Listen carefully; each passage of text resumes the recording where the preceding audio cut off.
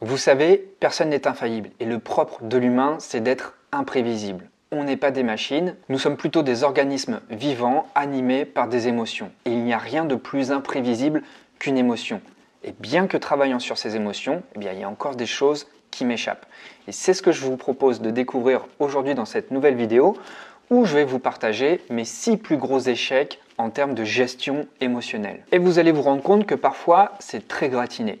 Mais j'assume. Vous allez peut-être vous reconnaître dedans. Le principal, c'est de voir ces erreurs avec de la distance en objectivant ces erreurs pour mieux les comprendre et surtout ne pas les reproduire. L'important ici, c'est de faire de son mieux. Et c'est d'ailleurs l'un des 4 accords Toltec. Faire de son mieux. Sachez qu'on est en constante progression, on est toujours dans une démarche évolutive, donc chercher à devenir parfait n'est pas la solution, chercher à être parfait n'est pas une solution non plus, parce qu'on peut sombrer dans un versant perfectionniste, ce qui n'est pas productif du tout. L'essentiel, c'est de faire de son mieux et de toujours chercher à évoluer. Et si je prends le temps de m'arrêter sur ce point-là avant d'aborder mes 6 plus grands échecs en termes de gestion émotionnelle, c'est que vous, hypersensible, je vous sais exigeant. Je vous sais très exigeant vis-à-vis de vous-même parce que vous mentalisez beaucoup. Vous cherchez beaucoup le pourquoi du comment. Vous essayez bien souvent d'anticiper les choses pour apporter une réponse parfaite et une réponse la plus adéquate possible par rapport à une situation. C'est honorable de vouloir faire les choses parfaitement. Cependant, ne vous bridez pas non plus, soyez indulgent envers vous-même. L'essentiel, c'est d'avoir un retour réflexif sur les choses qui n'ont pas marché dans sa vie pour ne pas reproduire les mêmes erreurs. Mais surtout, le plus important n'est pas de sombrer dans la culpabilité, c'est-à-dire avoir des remords par rapport à certaines situations. De toute façon, la vie remettra sur votre chemin des choses que vous n'avez pas résolues précédemment. Donc vous aurez toujours une nouvelle chance de vous améliorer. Bien que travaillant dans la gestion des émotions, c'est l'essence même de mon travail, j'estime que je ne suis pas parfait. Vous l'avez peut-être même remarqué dans certaines vidéos, il y a des fois où mes émotions sont stables et il y a d'autres fois où mes émotions sont un peu plus instables. C'est comme ça, l'essentiel, c'est de regarder avec objectivité ce qui se passe, comment on fonctionne et envisager de s'améliorer en se donnant une nouvelle chance. Et d'ailleurs, avoir une bonne intelligence émotionnelle, ça consiste en quoi ? Ça consiste simplement à accueillir l'émotion qui monte en nous pour pouvoir mieux l'identifier, c'est-à-dire savoir la définir précisément, savoir à quel besoin elle se relie. Donc ça favorise une meilleure compréhension. Et une fois qu'on a une bonne compréhension de cette émotion et que l'on sait à quel besoin elle fait référence, on peut faire un travail de régulation pour qu'elle soit acceptable, pour qu'elle soit à un niveau d'intensité émotionnelle qui est tout à fait gérable. À partir du moment où on atteint ce niveau-là, l'émotion devient un moteur, devient une force d'expression. Et justement, en parlant d'intelligence émotionnelle, sachez qu'aujourd'hui, c'est le dernier jour du lancement de la formation sur la boîte à outils pour développer son intelligence émotionnelle. Donc ce programme 100% vidéo va vous permettre de mieux comprendre vos émotions pour pouvoir mieux les gérer et mieux les utiliser. Vous saurez même vous ajuster dans n'importe quel type de situation, face à une personne, face à un contexte, sans vous laisser déborder par l'intensité d'une émotion, parce que vous aurez les cartes en main pour pouvoir vous ajuster en passant par une phase de régulation. Et en plus du programme 100% vidéo, vous avez également des PDF qui vont vous aider à vous entraîner pour bien comprendre les combinaisons des émotions primaires et des émotions secondaires. Vous allez pouvoir également évaluer votre profil émotionnel, mais c'est pas tout. Vous allez pouvoir aussi évaluer votre intelligence émotionnelle. Et puis on parlera aussi d'émotions sociales qui vous permettront d'avoir plus de ressources pour vous adapter dans vos relations sociales. Alors sans plus attendre, on va commencer tout de suite la liste de mes 6 plus gros échecs émotionnels. Et pour faire l'inventaire de mes 6 plus gros échecs en termes de gestion émotionnelle, je me suis basé sur les 6 émotions primaires, les 6 émotions de base. Et on va commencer par la peur. Alors là où j'ai mal expérimenté l'émotion de peur, c'était au début des années 2010, lorsque j'avais un entretien professionnel pour travailler dans une école à pédagogie alternative dans le plein centre de Paris. C'était une école très bobo, qui se voulait relax, et d'ailleurs le cadre me faisait beaucoup penser à l'ambiance start-up. D'ailleurs, je suis pas du tout à l'aise dans ce genre de milieu. Pour préparer cet entretien, je m'étais fait une armure. Vous savez, l'armure de l'homme solide, avec un col de chemise bien serré, l'homme savant, l'homme qui sait tout. En fait, je m'étais tout simplement préparé à un entretien entretien conventionnel. Sauf que c'est pas du tout ce qui s'est passé. Et puisque la situation était complètement nouvelle, complètement imprévue, que j'avais rien anticipé, ça m'a complètement déstabilisé. En effet, l'entretien s'est passé en présence de tous les candidats. On était tous en cercle, en rond comme ça, et il fallait se mettre en avant. Et moi, j'avais pas du tout préparé la situation de cette manière-là. Alors qu'est-ce que ça a généré? Évidemment, je me suis remis en question tout de suite sur mes compétences, sur mon aptitude à m'adapter à ce genre de situation. Et c'est l'émotion de peur qui a pris le contrôle des commandes. C'était une catastrophe. J'étais bridé, je me sentais complètement bloqué dans mon armure émotionnelle et je devenais rouge de honte. L'entretien qui se voulait cool, qui se voulait détendu, qui se voulait authentique et spontané, à l'instar de l'ambiance start-up, s'est transformé en vrai fiasco. Je me suis mis à bafouiller, je me suis mis à perdre mes mots, je me suis mis à rougir de honte. Bref, j'ai pas réussi à me rattraper, à remonter la pente, ça a été un échec cuisant. Pourtant, j'avais pas mal misé sur cette école parce que la pédagogie me plaisait bien et en plus, c'était bien payé. Alors, qu'est-ce que j'aurais dû faire dans ce cas-là? Eh bien, peut-être que j'aurais dû prendre le temps de prendre quelques secondes en partant aux toilettes, en me rafraîchissant le visage, en faisant quelques exercices de respiration et en relativisant la situation. J'aurais dû me rendre compte que je ne jouais pas ma vie. Or, à ce moment-là, j'ai perdu tous mes moyens parce que je me suis remis en question complètement. Et le fait justement d'objectiver la situation nous permet de comprendre que, quelle que soit la situation, en règle générale, on ne joue pas notre vie. C'est ça qui permet aussi de se lancer, de montrer ses compétences, de se montrer à nu, complètement authentique et d'y aller à la cool. En fait, j'étais pas du tout cool et l'école, je pense qu'elle voulait un profil plutôt cool. Alors, heureusement, je me suis amélioré depuis. Je pense que si j'avais encore à passer l'entretien aujourd'hui, je le vivrais beaucoup plus facilement, mais au moins, ça m'aura servi de leçon. Alors maintenant, pour mon deuxième échec en termes de gestion émotionnelle, eh bien, je vais me baser sur une deuxième émotion primaire qui est la colère. Alors j'ai eu un gros grief auprès d'une enseigne de grande distribution qui loue des voitures. Pour ne pas les nommer, il s'appelle Leclerc. Pour raison professionnelle, j'ai loué une voiture parce que j'avais un trajet important à faire. Et ce qui s'est passé, c'est qu'une fois que j'ai eu les clés en main, je suis parti, j'ai fait 40 km et je suis tombé en panne au bord de l'autoroute. Alors ce qui s'est passé, c'est que j'ai dû gérer la situation moi-même. J'ai dû appeler une dépanneuse, j'ai dû gérer les assurances parce que Leclerc ne voulait pas gérer les assurances. J'ai dû appeler une tonne d'interlocuteurs pour que la dépanneuse vienne au bon endroit. Bref, j'ai pas pu honorer mon rendez-vous professionnel et en plus, j'ai perdu ma journée entière. J'étais déjà en colère. Par la suite, je suis revenu chez Leclerc avec mes propres moyens pour demander un remboursement, sauf que le responsable ne voulait absolument rien entendre et il ne voulait surtout pas me rembourser, en me disant que ce n'était pas de leur faute et que ce n'était pas de leur responsabilité si le véhicule avait eu une panne. Donc, ils ne voulaient pas me rembourser. À ce moment-là, après la journée que j'avais passée à perdre mon temps, à ne pas pouvoir honorer mon rendez-vous professionnel, à avoir à gérer tous les interlocuteurs au niveau des assurances, de la remorqueuse pour s'occuper de la voiture, j'ai éclaté de rage. J'ai éclaté de rage devant ce responsable. Mes poings se sont serrés, je suis devenu tout rouge, ma voix est montée, mes mâchoires étaient vraiment très serrées aussi. Bref, c'était vraiment pas beau à voir. Et ce qui s'est passé, c'est que voyant mon état émotionnel, je pense que le responsable a pris peur. Il n'a pas voulu continuer la conversation avec moi. Et je pense qu'il a eu raison. Ce que j'aurais dû faire, c'est non pas occulter la colère que j'avais, parce qu'en effet, j'avais toutes les raisons d'être en colère. Ce que j'aurais dû faire, c'était de respirer, de prendre un temps pour réguler cette émotion et de comprendre à quel besoin elle était reliée, celle de l'injustice. Ça m'aurait permis d'avoir une communication moins agressive et que mes propos soient beaucoup plus entendables. Dans la formation que je propose d'ailleurs, je propose un canevas qui vous permet de désamorcer une situation problématique pour ne pas déboucher sur des propos agressifs ou violents.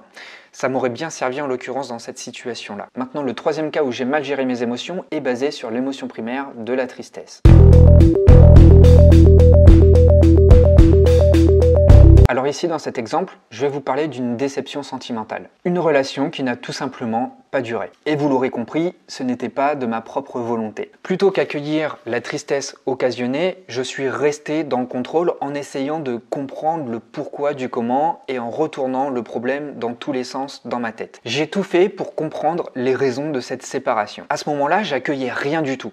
J'étais trop dans le mental et j'étais dans le déni de la séparation.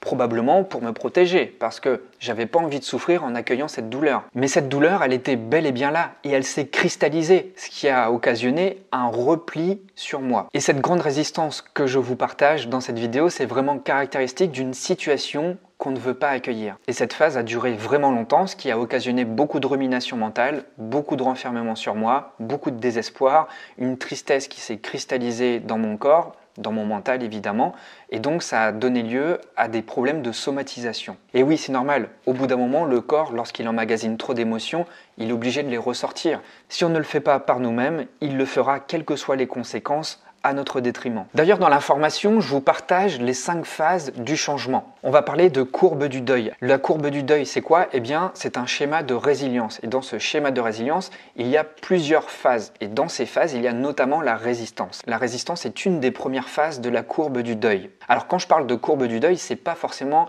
lorsque quelqu'un que l'on aime décède. C'est aussi lorsqu'on a une rupture sentimentale.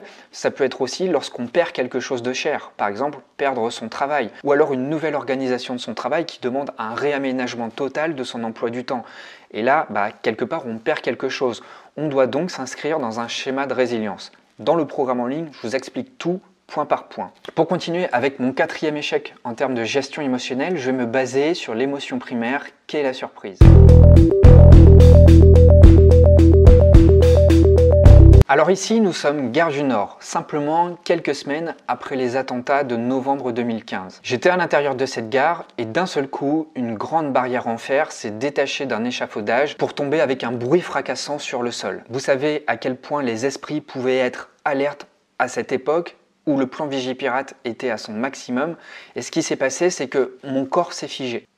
J'ai été tétanisé et j'ai pas rationalisé du tout. La surprise a complètement laissé place à la panique. Et voyant tout le monde courir et s'affoler autour de moi, j'ai complètement été saisi et contaminé par la panique des autres. J'étais tellement ahuri par ce bruit fracassant et ce mouvement de foule, si bien qu'en détalant vers l'extérieur, je me suis emmêlé les pinceaux et dans la précipitation, je me suis étalé de tout mon long sur le sol de la gare. Ici, en l'occurrence, j'ai vraiment pas pris en compte mon émotion de surprise. Mais bon, le contexte, faut le reconnaître, était vraiment particulier. Vous savez, l'effet de surprise a une fonction, celle d'arrêter ce que nous sommes en train de faire. Et c'est pas pour rien que le corps se raidit. C'est pas pour rien que le corps se fige. Le corps se fige parce qu'il a besoin de prendre un temps pour analyser la situation. Et la fonction première de la surprise, c'est de jauger rapidement la situation pour se rajuster très rapidement. Et en l'occurrence ici, j'ai pas utilisé la surprise à sa juste mesure. J'ai pas pris les quelques secondes de raideur comme ça pour analyser la situation. Si j'avais bien regardé et que je m'étais pas laissé contaminer par l'effet de foule, j'aurais bien vu qu'une grande barrière métallique était tombée d'un échafaudage parce que c'était pas très loin de moi. Mais si ça vous est arrivé aussi, la première chose à faire déjà, c'est d'en rire, ok? Juste pour accepter la situation. Ensuite, vous pouvez capitaliser sur cet exemple-là. Ok, c'est bien d'être réactif et quelque part je me félicite aussi d'avoir été très réactif. Mais il faut réaliser aussi que dans certains contextes, lorsqu'on est dans une énergie de peur, on peut faire n'importe quoi. Et c'est humain, c'est comme ça. Le 5e échec de gestion émotionnelle sera basé sur l'émotion primaire qu'est le dégoût.